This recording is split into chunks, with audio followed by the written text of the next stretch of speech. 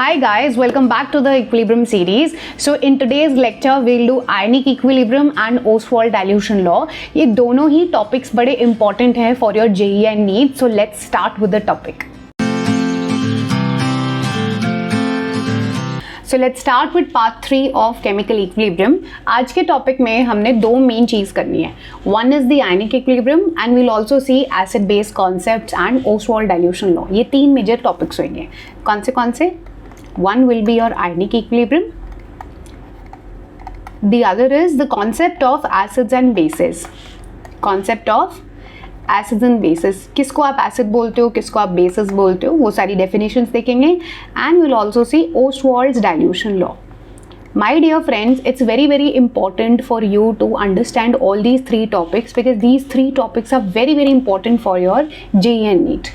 Okay, so let's start. Before starting, let's see what we have done in previous lecture. What is the part 2 equilibrium? What did we study? We studied the relation between delta G naught and equilibrium constant Kc. ठीक है. We also saw the Lee-Chatelier principle, which is absolutely very important. And third is we also saw different calculation of Kc. Now before starting with this chapter, एक छोटा सा numerical देख लेते हैं. ये पहले एम्स में आया हुआ है. So let's see this question. हमने जो पहले कॉन्सेप्ट पढ़ा था उससे रिलेटेड ये क्वेश्चन है. ठीक है. So in the given reaction, what it's saying, 2 moles each of A and B were present in 10 liter of the solution. मैंने ये वॉल्यूम कितना लिया? 10 liters लिया. To combine to give you 1 mole of C at equilibrium. ये बोल रहा है कि equilibrium attain हो गया इस रिएक्शन में और जो मेरा C है उस टाइम पे equilibrium के टाइम पे वो कितना बना है? 1 mole बना है. So you have to calculate Kc for that. You have to calculate Kc for that. कैसे करेंगे देखो. अभी ये इस रिएक्शन को थोड़ा कॉम्प्रीहेंड करने की ट्राई करो. क्या बोल रहे हैं ये? 1 मोल A का और 2 मोल B के रिएक्ट करके अपने को क्या दे रहे हैं? 2 मोल्स ऑफ C दे रहे हैं. सो दैट मीन्स कि यहाँ पे टाइम जब t इक्वल 0 था उस टाइम पे कितने मोल्स थे इसके भी 2 मोल्स थे और इसके भी 2 मोल्स थे और C कितना था उस टाइम पे? 0 था. अब at equilibrium when the equilibrium has been attained तो इसका क्या है? लेट्स से इसका x मोल जो है वो यूटिलाइज हुआ है. A का x मोल्स यूटिलाइज हुआ है तो B का कितना यूज होगा? 2x मोल्स यूज होगा और C कितना बनेगा मेरे पास? 2x मेरे पास C बनेगा. From the stoichiometry I know that A and B 1:2 ratio में लेना है और अगर हम ऐसा लेते हैं तो C क्या होगा? 2 parts बनेगा. So let's say if I take 1 mole of A, then 2 moles of C should be formed. If I take 3 moles of A, then 2 into 3, 6 moles of C should be formed. So उस तरीके से अगर हम चले तो यहाँ पे equilibrium के टाइम पे कितना होगा? ये 2x बना होगा. जितना भी A यूटिलाइज हुआ है उससे 2x अपना जो है C होगा, है ना. ये कितना रह जाएगा? इनिशियली 2 मोल्स था माइनस कितना यूज हुआ होगा इसका? 2x यूज हुआ होगा और ये कितना बच जाएगा इक्विलिब्रियम पे? 2 मोल्स इसका इनिशियली लिया माइनस x अमाउंट, जो भी x मोल्स इसने A का यूटिलाइज हुआ है वो कर देंगे. अब ये कितना बताया अपने को? ये जो 2x है ये कितना बताया अपने को? 1 मोल है. That means x is equal to 0.5 moles. Right guys. So अगर 0.5 मोल्स है तो यहाँ मतलब C कितना बना है? 1 मोल बना है. 2 माइनस क्या करेंगे इधर? 2 माइनस 1 तो यहाँ पे कितना बन जाएगा? ये 1 मोल बन जाएगा और इक्विलिब्रियम पे A कितना रह गया? 2 minus x that is 2 minus 0.5 that is 1.5 moles. Right guys. मेरे पास क्या आ गया है? मेरे पास कितनी कॉन्सेंट्रेशंस A, B और C की हैं इक्विलिब्रियम पे वो आ गई है. Now what we'll do? We'll calculate Kc by writing the Kc expression first. क्या होगा Kc expression? C to the power 2 upon A to the power 1 and B to the power 2. Now since you have to calculate you have to have concentrations. Concentration है but ये क्या दिया हुआ मेरे को? Moles दिए हुए हैं तो concentration निकालो इनकी. 1.5 divided by 10 liters वॉल्यूम जो भी दिया है ना, ये 1/10 liters और ये भी कितना हो गया? 1/10 liters. So that is 0.1 and this is 0.15. That is 0.15. केसी इधर यहाँ पे कैलकुलेट करने लग जाओ, सी का एक्सप्रेशन डालो 0.1 to the power 2 upon A कितना है 0.15 और बी कितना है it is 0.1 to the power 2. So इससे ये कैंसिल हो गया एंड दैट्स वाई केसी कितना आ जाएगा अपने पास अराउंड 6.67 आ जाएगा. ठीक है. You will ask me what is the unit. अब यूनिट मैंने आपको निकालनी सिखाई थी है ना. केसी की यूनिट कैसे निकालते हैं, it is delta N G mole upon litre to the power delta N G. Delta N G कैसे कैलकुलेट करते थे, it was number of moles of product that is 2 minus the number of moles of reactant. 2 B के हैं, एक A का है, 3 हो गए, that is -1. Delta N G कितना आया -1 आया, तो यहाँ पे क्या हो जाएगा लीटर पर मोल हो जाएगा यूनिट. ठीक है, दैट्स इट. चलो okay, I had one more space but चलो ओके फाइन. नेक्स्ट अब न्यू टॉपिक स्टार्ट करते हैं, that is ionic equilibrium. Ionic equilibrium का क्या मतलब होता है वो समझते हैं थोड़ा. So there are 2 kinds of electrolytes. One is called as a strong electrolyte and the other is called as a weak electrolyte. Strong electrolyte बोलते ही मेरे दिमाग में आना चाहिए जैसे NaCl हो गया, HCl हो गया, NaOH हो गया. स्ट्रॉन्ग इलेक्ट्रोलाइट्स वो होते हैं जैसे ही मैंने इनको पानी में डाला they will completely dissociate and they will give me ions. ठीक है. वीक इलेक्ट्रोलाइट्स क्या होते हैं, वीक इलेक्ट्रोलाइट्स होते हैं जैसे मान लो एसिटिक एसिड है ना, मैंने कुछ एसिटिक एसिड पानी में डाला, सो उसका कुछ जो अमाउंट है वो तो डिसोसिएट कर जाएगा इनटू आयंस बट वो कंप्लीटली आयनाइज नहीं होगा. ठीक है. So the definition of weak electrolytes, it's a substance that does not completely dissociate into its ions.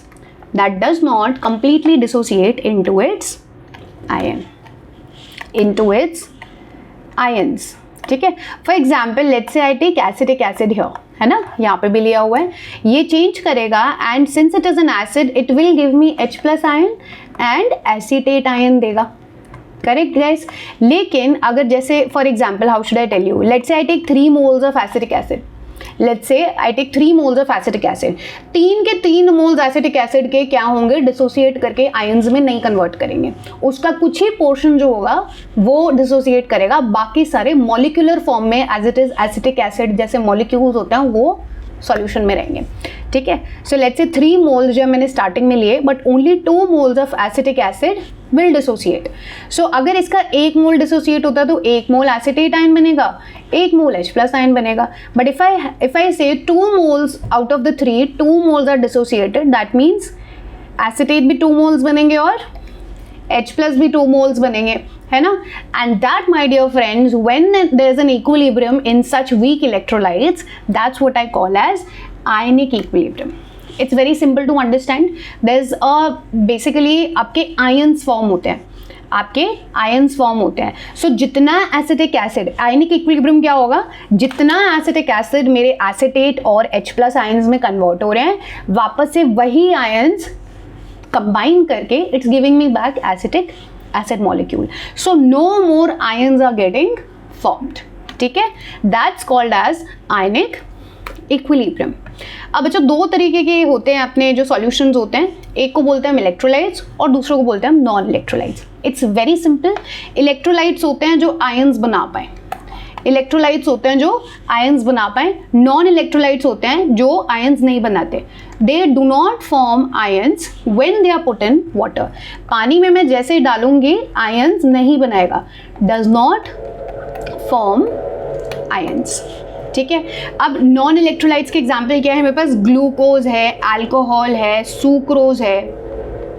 ठीक है. इलेक्ट्रोलाइट्स क्या होते हैं, जैसे NaCl हो गया, NaCl को पानी में डालते ही, नमक को पानी में डालते क्या हो जाएगा, डिसोसिएट होके Na+ और Cl- देता है, that's an electrolyte. For example you have acid HCl, that's also an example of electrolyte. So electrolyte is anything which forms ions, and because they form ions they will definitely conduct electricity in that aqueous medium. One thing. Second, electrolytes 2 तरीके के होते हैं मेरे पास, एक होते हैं strong electrolytes और एक होते हैं वीक इलेक्ट्रोलाइट्स. बच्चों उनकी डेफिनेशन देख लेते हैं. स्ट्रॉन्ग इलेक्ट्रोलाइट्स वो होते हैं जो एकदम, मैंने जैसे मान लो ये बीकर है, इसमें पानी लिया, स्ट्रॉन्ग इलेक्ट्रोलाइट होगा, जैसे ही मैंने पानी में डाला कंप्लीटली डिसोसिएट हो जाएगा, उसका 100% जो है डिसोसिएट हो जाएगा इनटू देयर आयंस, ठीक है।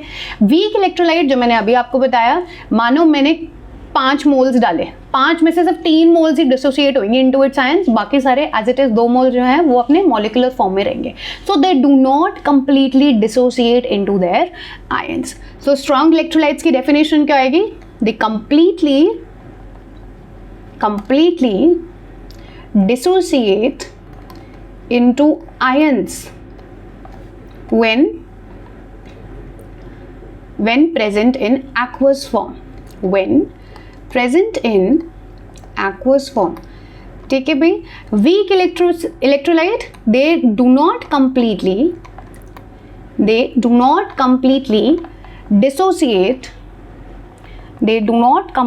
dissociate into ions, है ना। and in that case we use a term called as degree of dissociation। Degree of dissociation क्या होता है? सिंपल टर्म्स में बताऊं तो कि कितना डिसोसिएट हो गया, परसेंट वाइज अगर मैं बोलूं, मान लो कि 5 मोल्स मैंने स्टार्टिंग में लिए और सिर्फ 3 मोल्स ही डिसोसिएट हुआ, तो पूरा तो नहीं हुआ, कितना परसेंट डिसोसिएट हुआ, that's called as degree of dissociation, जो मैं आगे पढ़ाऊंगी अल्फा।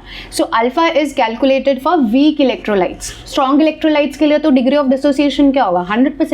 100% कंप्लीट हो जाता है। सो अल्फा का value for strong electrolytes will be 100% और यू कैन से 1 ऑल्सो, ठीक है। सो अल्फा जनरली हम कैलकुलेट जो करते हैं वो किसके लिए करते हैं? वीक इलेक्ट्रोलाइट्स के लिए करते हैं। आयनिक इक्विलिब्रियम भी जो इस्टेब्लिश होता है वो किस में होता है? वीक इलेक्ट्रोलाइट्स में ही होता है ना। Okay, now let's see what is Ka and Kb। Ka and Kb क्या होते हैं? दीज आर इक्विलिब्रियम कॉन्स्टेंट्स, जो मैंने आपको पहले पढ़ाए हैं वही होते हैं, लेकिन equilibrium constant of a weak acid या equilibrium constant of a weak base, that is called as Ka and Kb। इनको डिसोसिएशन कांस्टेंट भी बोलते हैं।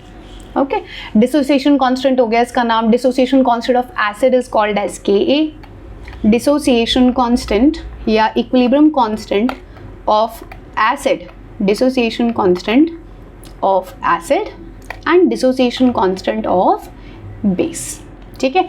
इनको हम Ka और Kb बोलते हैं। Let's try to understand by this example. मैंने HCl डाला, ठीक है। HCl नहीं, एक काम करते हैं, वीक लेते हैं ना। Let's take a weak solution,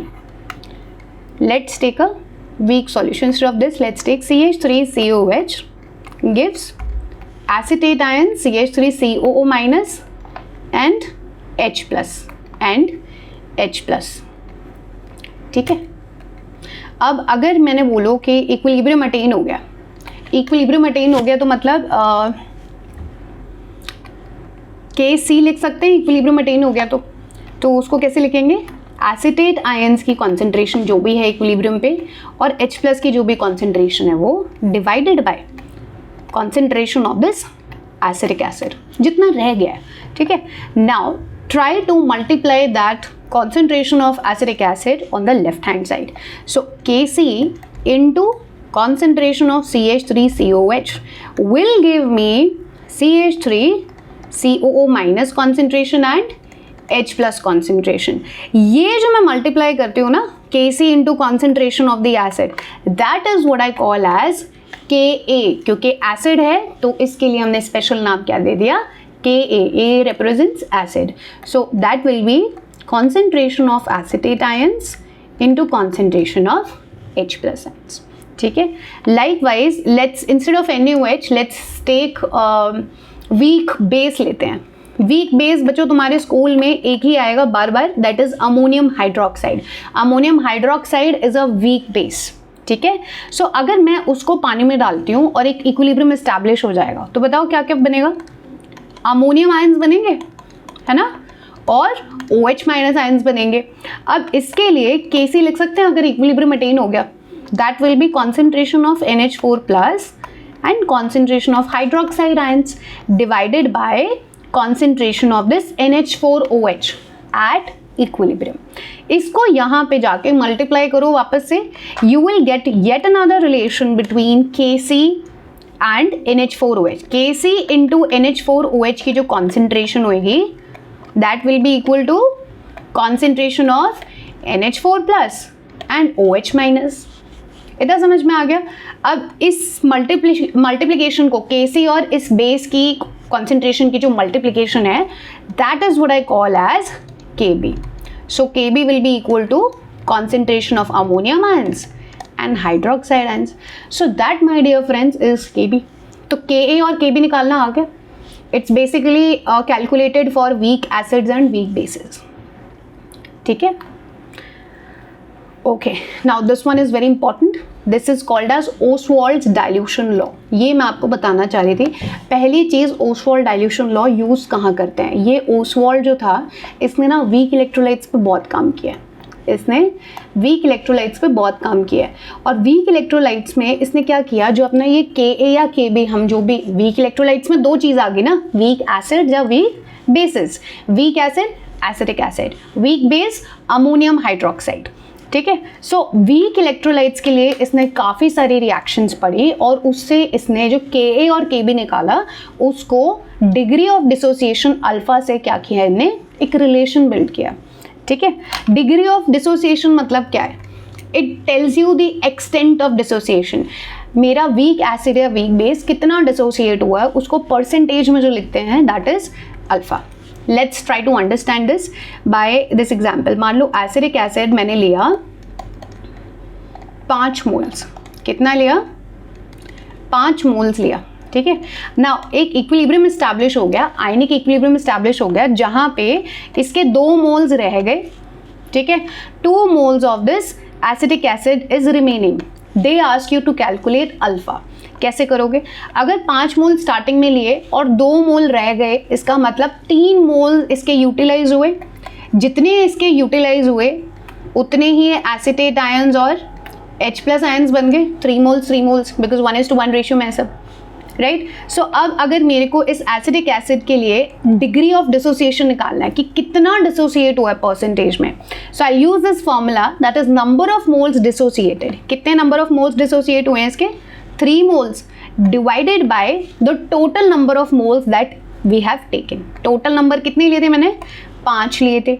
into 100 कर दो, इंटू 100 कर दो, कितना मिलेगा? ये 6 मिलेगा, 0.6 है ना। 0.6 इंटू 100 करोगे तो कितना बनेगा?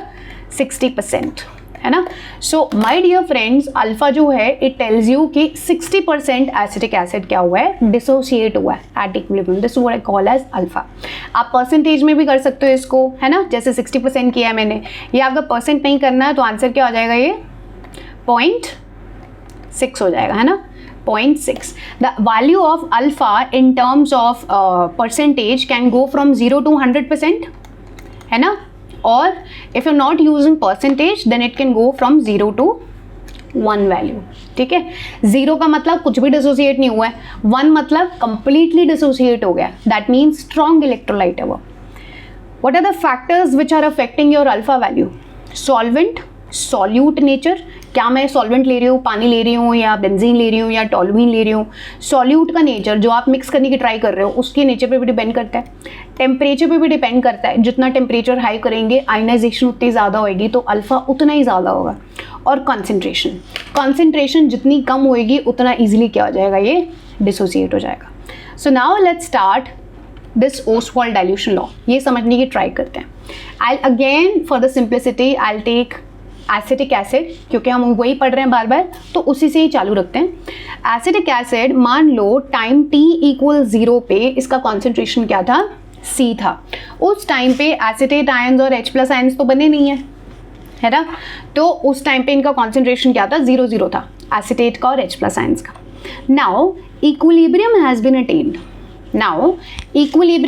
Attend. And I have been told कि इसका एसिटिक एसिड जो है, इसका डिग्री ऑफ डिसोसिएशन क्या है? अल्फा है ना। इसका क्या है? डिग्री ऑफ डिसोसिएशन अल्फा है। So if I save 60% of this C, just for easy calculation, मैं बोलूँ कि इसका 60% जो है वही डिसोसिएट हुआ है, तो अल्फा का वैल्यू क्या है? 60%, है ना। ऑफ C मतलब multiplied by C। So can I से कि इसकी C अल्फा कॉन्सेंट्रेशन जो है वो यूज अप हुई है ना। I can say that out of this C alpha is the concentration. 60% of C मतलब 60/100, इंटू सी कितना था, लेट से 5 मोल्स लिया था हमने वहाँ पे, तो इसको सारे को कैलकुलेट करेंगे कितना आएगा, 3 मोल्स आएगा।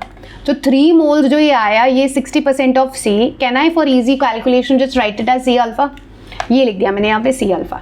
अगर मैं इसका 1 मोल लेती हूँ तो 1 मोल एसीटेट और 1 मोल H प्लस बनेगा, बट अगर मैं सी अल्फा मोल्स लेती हूँ तो एसीटेट आयंस कितने बनेंगे, सी अल्फा, और H प्लस आयंस कितने बनेंगे, सी अल्फा।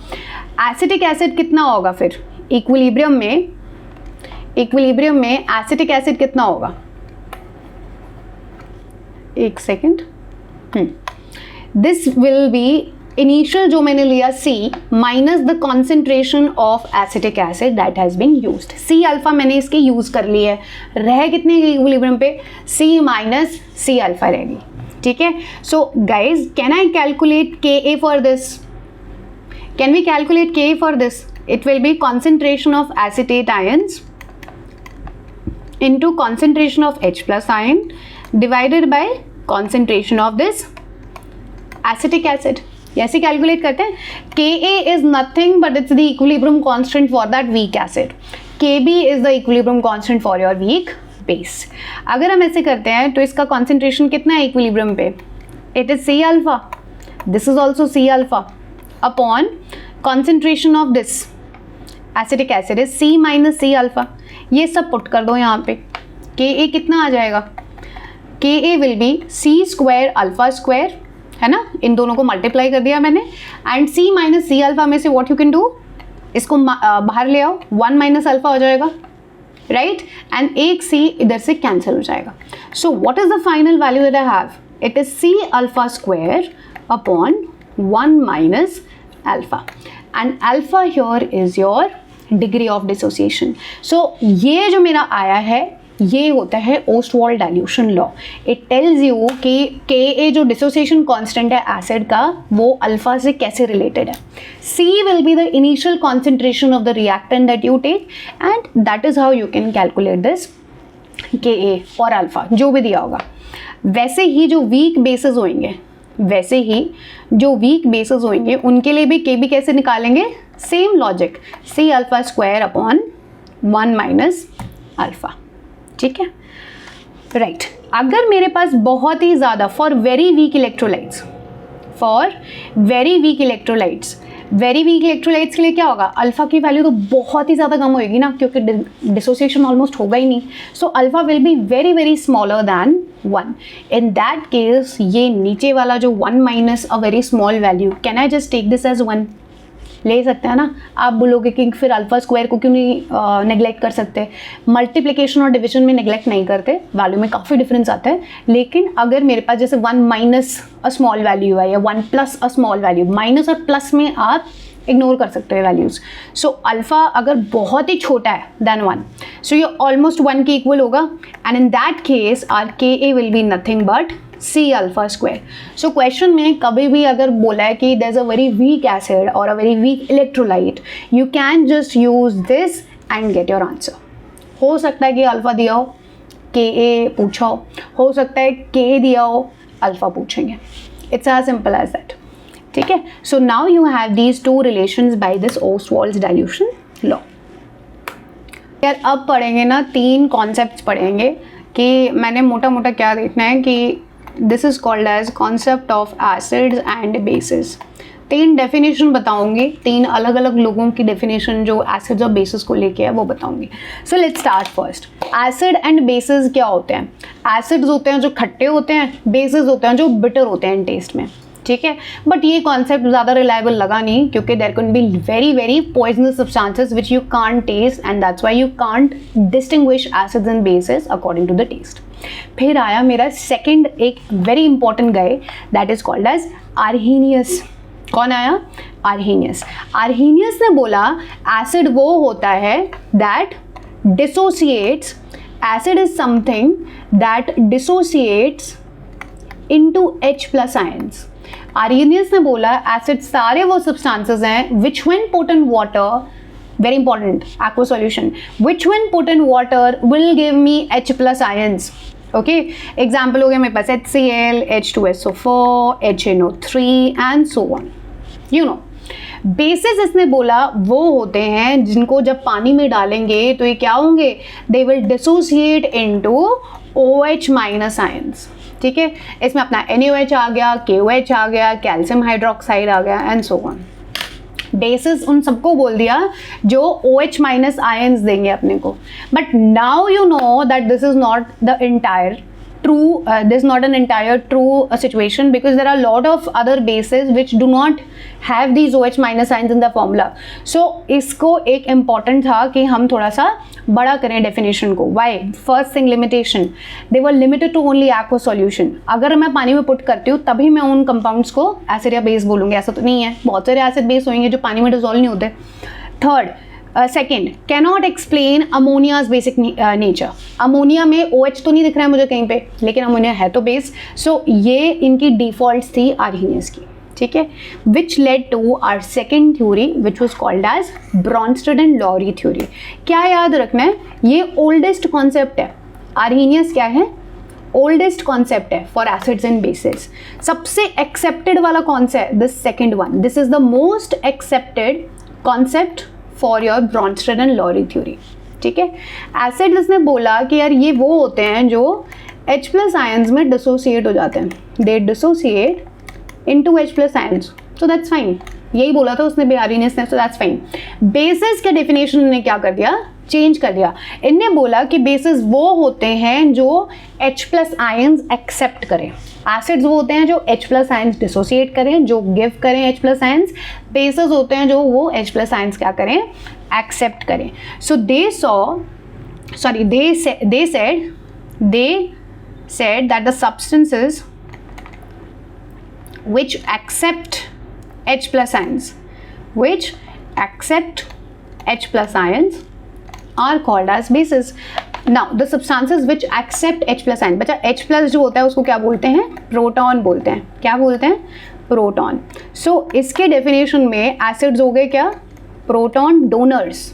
क्या हो गए, प्रोटॉन डोनर्स. और बेसिस क्या हो गए, प्रोटॉन.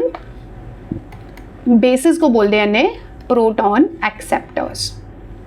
इज दिस क्लियर, इनको बोल दिया प्रोटॉन एक्सेप्टर्स. सो OH माइनस वाली डेफिनेशन चली गई, ठीक है. एग्जाम्पल, जैसे मान लो इनने क्या किया, ये दिखाया कि जैसे मान लो अमोनिया है.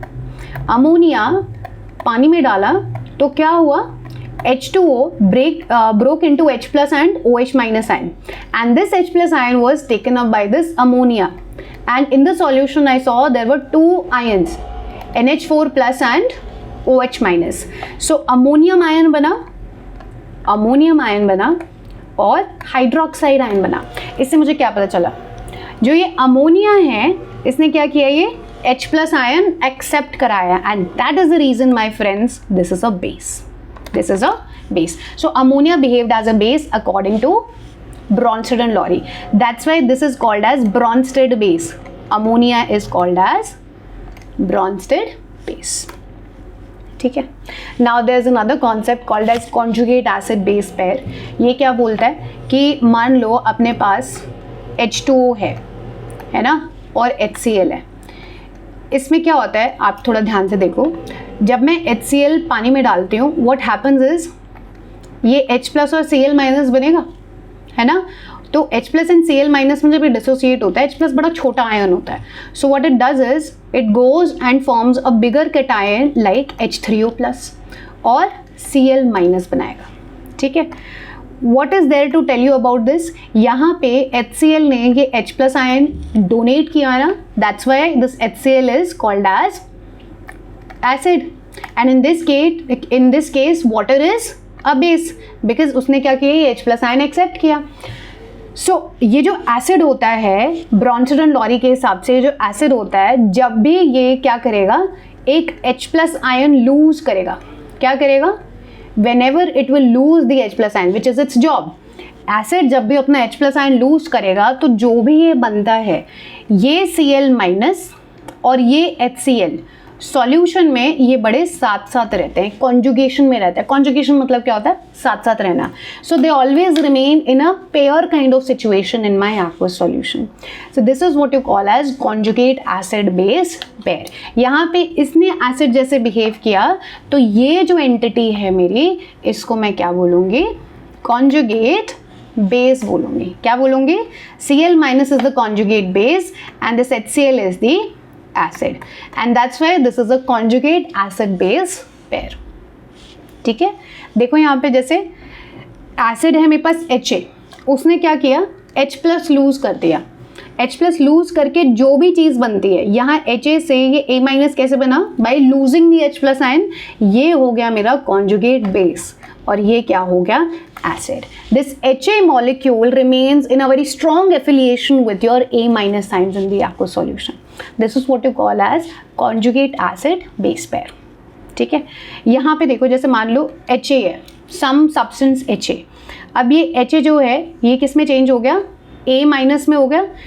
हर जगह ये देखो जहाँ पे H प्लस लूज हो रहा है, जो भी चीज़ बन रही है H प्लस लूज करके, that is my conjugate base.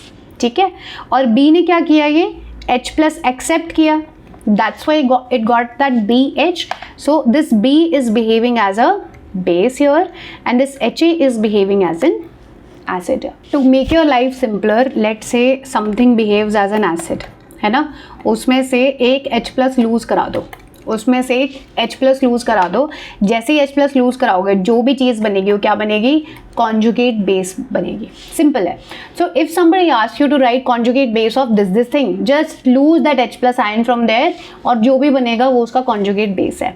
वैसे ही अगर कोई बेस होगा, that base is going to accept the H plus ion because that's the behavior of a base. वो H plus ion accept करेगा. उसमें एक H plus ऐड करा दो, जो भी बनेगा उसको क्या बोलेंगे? उसका कॉन्जुगेट एसिड बोलेंगे. ठीक है, लेट्स सी दिस रिएक्शन. यहाँ पे देखो क्या हो रहा है? HClO4 है मेरे पास और H2SO4 है. ये दो एसिड्स हैं वैसे तो, लेकिन acidity is a relative phenomena. एक ज़्यादा एसिडिक होगा, दूसरा उसके टर्म्स में बेसिक होगा. यहाँ पे क्या हुआ? This H2SO4 changed into H3SO4 plus. तो क्या हुआ इसमें? इसमें एक H प्लस ऐड कर दिया, H2SO4 में H प्लस ऐड कर दिया. ऐसे करने से क्या आया? H3SO4 प्लस आया. So that means this H2SO4 is behaving as a base in this reaction, right guys? Because इसने H plus ion accept किया, it's a proton acceptor, that's why it's behaving as a base. आप बोलोगे ma'am H2SO4 तो हमेशा acid ही होता है. No, HClO4 के साथ H2SO4 कंपेयर करेंगे तो लेस एसिडिक है. That means it is going to behave as a base. It's a relative phenomena guys. So H2SO4 यहाँ पे इसमें चेंज हो गया. ठीक है, that means it behaved as a base. अगर बेस में मैं एक H प्लस ऐड कर देती हूँ तो ये जो होगा मेरा क्या होगा guys? This will be my conjugate acid. और HClO4 किस में चेंज हुआ है? ClO4 माइनस में, by losing H plus ion. H plus lose करना मतलब ये क्या बिहेव कर रहा है? एसिड जैसे बिहेव कर रहा है. And in that case the ClO4 will be my conjugate base. ठीक है, एक एग्जाम्पल दिखाती हूँ तुम्हें H2O का. ठीक है, H2O जो है it is amphoteric in nature. Amphoteric बोले तो it can behave both as acidic और basic. somebody asks you guys write down conjugate base of this H2O. ठीक है, H2O का conjugate base लिखो. तो मैंने क्या बताया? conjugate base लिखने का मतलब H2O is behaving as an acid, which means that it will lose the H plus ion. It will lose the H plus ion. इस H2O में से एक H plus अगर मैंने lose करा दिया तो क्या बन गया? OH minus बन गया, and that OH minus is the conjugate base of water. Now I ask you to write the conjugate acid of this H2O. इसका मतलब H2O is behaving as a base here. If it's behaving as a base, just add H plus, क्योंकि base क्या होता है? H plus add करेगा. So accept करवाओ H plus. H2O में H plus accept होगा तो क्या होगा? H3O plus, and that my dear friends is your conjugate acid. ठीक है, सिंपल पता चल गया. इससे एक रिलेशन बना ले. अगर कभी भी मेरे को कॉन्जुगेट एसिड बोलेगा लिखने को तो क्या करेंगे? उस कंपाउंड में से एक H प्लस लूज करा दो. ठीक है। और अगर कॉन्जुगेट बेस बोला तो उसमें से क्या करा देंगे, सॉरी, अगर कॉन्जुगेट एसिड बोला तो हम एक्सेप्ट करा देंगे, क्या करा देंगे, H प्लस आयन एक्सेप्ट करा देंगे। अगर कॉन्जुगेट बेस बोला तो हम क्या कर देंगे, H प्लस लूज करा देंगे। Simple as that. ये करोगे तो सारे क्वेश्चन सॉल्व हो जाएंगे, ठीक है। देखते हैं कुछ क्वेश्चंस। पहला तो देखिए यही आ गया, conjugate acid and conjugate base, how will you learn this. Conjugate acid होएगा जब हमने क्या कराना है, कॉन्जुगेट एसिड का बनेगा जब दूसरा एंटिटी क्या है, एक बेस है। बेस है मतलब H प्लस एक्सेप्ट करेगा, सो एक्सेप्ट करा दो एक H प्लस। कॉन्जुगेट बेस कब बनाएंगे, जब एक H प्लस लूज करा दोगे, है ना, सिंपल। चलो लेट्स सी, वाटर जो है कॉन्जुगेट एसिड क्या होगा, H प्लस एक्सेप्ट करा दो, तो कॉन्जुगेट एसिड क्या होगा, H3O प्लस। H2O में से एक H प्लस लूज करा दोगे तो कॉन्जुगेट बेस क्या होगा, OH minus. Guys please understand, एक H प्लस रिमूव कराना है, तो कोई अगर एक न्यूट्रल स्पीशीज है उसमें से H प्लस रिमूव कराते हो तो जो एंटिटी होगी नेगेटिव साइड में जाएगी। You will also have to see the charges. H2SO4 है सल्फ्यूरिक एसिड, इसका अगर एक कॉन्जुगेट एसिड लिखने को बोल दिया, कॉन्जुगेट एसिड क्या होगा, कॉन्जुगेट एसिड में H प्लस ऐड करा दो, इसमें H प्लस ऐड कराया तो क्या होगा, H3SO4 प्लस, बिकॉज पहले न्यूट्रल था, अब एक H प्लस ऐड करा दिया, H3SO4 प्लस हो जाएगा।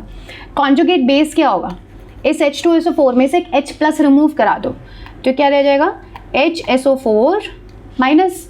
So this HSO4 minus is your conjugate base.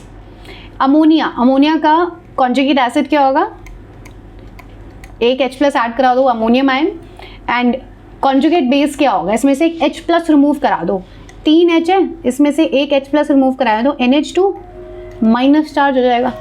Like wise for HCO3, conjugate acid क्या होगा, इसमें एक H प्लस ऐड करा दो तो एक -1 था, H प्लस ऐड करोगे तो न्यूट्रल हो जाएगा, और एक हाइड्रोजन ऐड कर दो, H2CO3 is the conjugate acid here. और कॉन्जुगेट बेस क्या आएगा, इसमें से एक H प्लस लूज करा दो, H प्लस लूज कराया तो क्या रहेगा, CO3 रह जाएगा, this hydrogen will go and एक प्लस चार्ज भी गया, तो that means it will get even more negative and you will have CO3 -2, ठीक है। सो इस तरीके से आपने कॉन्जुगेट एसिड बेस पेयर्स देखने हैं। Now one thing that you should know, if there is a strong acid, तो उसका जो कॉन्जुगेट बेस होगा वो क्या होगा, बहुत वीक होगा। तो ये order of acidity, order of basicity के भी क्वेश्चंस आते हैं। मान लो H2SO4 is a very strong acid, है ना, it is generally considered to be a very strong acid. So what they say is, जो एक conjugate acid base pair बनता है ना, अगर एक acid strong है तो उसका conjugate base क्या होगा, weak होगा। और अगर एक मान लो एक base है which is very very weak, तो उसका conjugate acid बड़ा क्या होगा, strong होगा। So दोनों चीज़ होते हैं, एक strong होता है और दूसरी entity क्या होती है, weak होती है। So if I say H2SO4 is a strong acid, that means उसका ये जो conjugate base है HSO4 minus, this is a weak base, this is a weak base, ठीक है। so conjugate acid base pair, write this one line here, conjugate acid base pair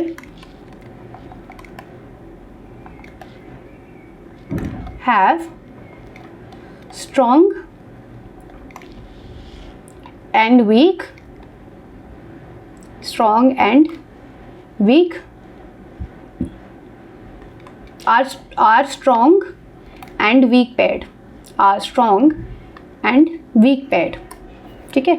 that means if the acid and conjugate base, if the acid is strong then the conjugate base will be weak, or vice versa. if acid is weak then the conjugate base is strong, right guys। let's try to understand this for bases also. let's say कोई base है, उसके साथ कोई conjugate acid होगा, base अगर strong है तो conjugate acid क्या होगा, weak होगा, ठीक है, and vice versa। चलो, now the third and the most important theory is your Lewis concept for acids and bases। मैंने दो पढ़ लिए, Bronsted-Lowry and Arrhenius। Arrhenius is the oldest, Bronsted-Lowry is the most accepted one, and then there was some जिसमें Lewis वाला जो concept है वो use करते हैं। so the Lewis concept is it's the most recent concept for your acids and bases, ठीक है, ये क्या कहता है, ये बोलता है कि भाई जो मेरे एसिड्स हैं ना, जो मेरे एसिड्स हैं, एसिड्स वो होते हैं basically, he did not give you terms for H plus in terms of H plus acceptance और लूजिंग H प्लस. इसने बोला एसिड सारे वो सब्सटेंसेस होते हैं जो इलेक्ट्रॉन डेफिशिएंट होते हैं. I repeat, all the electron deficient species are called as acids. तो अगर वो इलेक्ट्रॉन डेफिशिएंट होंगे तो क्या करेंगे, वो इलेक्ट्रॉन एक्सेप्ट करेंगे क्योंकि वो ऑलरेडी उसमें इलेक्ट्रॉन्स कम है. इलेक्ट्रॉन डेंसिटी जिसमें भी कम होगी वो सब इलेक्ट्रॉन क्या करेंगे, एक्सेप्ट करेंगे और उनको हम क्या बोलेंगे, एसिड्स बोलेंगे. Bases according to Lewis were the substances which donated these electrons. जो भी इलेक्ट्रॉन पेयर डोनेट करेगा, जो इलेक्ट्रॉन रिच होगा, उन सबको इसने क्या बोला, बेसिस बोला. So it's a very clear definition. Acids are electron acceptors, है ना, since they accept electrons, and bases are the ones which are electron donors. They have a very high electron density and that's why they behave as electron donors. So definition क्या होगी मेरी, acid is a substance that accepts electron pair, है ना, that accepts the electron density, and bases are those which donate the electron pair, which donate the electron pair. Now my dear friends, how will you identify that some acid is a Lewis acid or a Lewis base? दो criteria है मेरे. जितने भी electron deficient compounds हैं, जितने भी electron deficient compounds हैं, एक तो वो होंगे इलेक्ट्रॉन डेफिशिएंट कंपाउंड्स. बोले तो जो भी कंपाउंड्स अपने ग्रुप 13 के होते हैं, फ्रॉम बोरॉन फैमिली, है ना. बोरॉन फैमिली मतलब boron, aluminium, gallium, indium, thallium. अब बोरॉन फैमिली वाले जितने भी होते हैं वो सारे क्या होते हैं, इलेक्ट्रॉन डेफिशिएंट होते हैं. दैट्स वाई उनके जितने भी कंपाउंड्स होंगे they will behave as Lewis acids. ठीक है. और दूसरी चीज़ इलेक्ट्रॉन डेफिशिएंट कौन सी होगी, जिस पे भी मेरा पॉजिटिव चार्ज हुआ, जिस पे भी मेरा पॉजिटिव चार्ज हुआ, जैसे H प्लस हो गया, H3O प्लस हो गया, है ना, Cl पॉजिटिव हो गया. जब भी मेरे को पॉजिटिव चार्ज दिख रहा है, अमोनियम आयन हो गया, कैल्शियम +2 आयन हो गया, पोटाशियम आयन हो गया, जब भी मेरे को पॉजिटिव चार्ज स्पीशीज दिख रही है उसका मतलब वो इलेक्ट्रॉन डेफिशिएंट है और वो सब इलेक्ट्रॉन क्या करेंगे, ऐड करेंगे. Electron deficient compounds of group 13, for example you have BF3, you have AlCl3, FeCl3, ये सारे इलेक्ट्रॉन डेफिशिएंट कंपाउंड्स हैं. तो ये भी क्या होते हैं, लुइस एसिड्स होते हैं. BF3 को बड़ा कॉमनली हम लुइस एसिड बोलते हैं, AlCl3 को हम लुइस एसिड बोलते हैं. ठीक है. बेसिस कैसे आइडेंटिफाई करने हैं, लुइस बेसिस. लुइस बेसिस होंगे जो सारे के सारे क्या होंगे, इलेक्ट्रॉन रिच होंगे. तो उसके लिए दो चीज़ हो सकती हैं. कौन सी, चाहे तो उन पे नेगेटिव चार्ज होना चाहिए, जैसे कि OH माइनस हो गया, O2 माइनस हो गया, F नेगेटिव हो गया, Cl नेगेटिव हो गया. They have a negative charge with them. और दूसरा केस क्या हो सकता है, अगर इलेक्ट्रॉन रिच है तो उनके पास लोन पेयर होना चाहिए. They should have lone pair for the donation, है ना. लोन पेयर बोले तो जैसे अमोनिया है, they have this lone pair, that's why ammonia behaves as a Lewis base also. और क्या हो गया, और जैसे मान लो अल्कोहल है, it looks like this, oxygen has these 2 lone pairs. तो जब भी मेरे पास चाहे लोन पेयर हो या नेगेटिव चार्ज हो, है ना, उन सबको हम क्या बोलेंगे, लुइस बेसेस बोलेंगे. These are some definitions of your Lewis base, ये वाले, है ना, these definitions. Please write these down. So I think that's about it. आज हमने क्या पढ़ा एक बार देख लेते हैं समरी. आयनिक इक्विलिब्रियम एक बार हमने समझा क्या होता है. हमने देखा कि Ka और Kb कैसे निकाल सकते हैं, which is dissociation constant of acid और a weak base. Strong और weak electrolytes में distinguish किया, है ना. एसिड और बेस की डेफिनेशंस देखिए according to three theories, Arrhenius, Bronsted Lowry and Lewis. Lewis का इलेक्ट्रॉन वाला कॉन्सेप्ट था, ब्रॉन्सेट लॉरी था in terms of the proton, Arrhenius था अपना पुराना वाला. एसिड वो होते हैं जो H प्लस देंगे, बेस होंगे जो OH माइनस देंगे. और हमने ये भी पढ़ा कि जो कॉन्जुगेट एसिड बेस पेयर्स होते हैं वो कैसे बनाने हैं. अगर मेरा कॉन्जुगेट एसिड जो है वो स्ट्रॉन्ग है तो बेस मेरा वीक होगा, बेस मेरा स्ट्रॉन्ग है तो कॉन्जुगेट एसिड मेरा, ये सारा, है ना, this all. Now it is your बारी. आपको मुझे बताना है क्वेश्चन में, which is a Bronsted Lowry base out of these 4. HCl है, NH3 है, H2SO4 है या एसिटिक एसिड है. इन चारों में से मुझे ये बताओ which one is going to behave as a Bronsted Lowry base. Go back to the definition of Bronsted Lowry base and please look A, B और सी में से, ए, बी, सी और डी में से आप आंसर मार्क करो and comment down in your comment section. I will tell you if you're right or wrong. So that's it for today, guys. I hope you really enjoyed it. I really enjoyed making the video for you. If you haven't subscribed to the channel, please subscribe because the next topic, that is pH calculation, मैं आपको next class में दिखाऊंगी कि pH कैसे calculate करते हैं.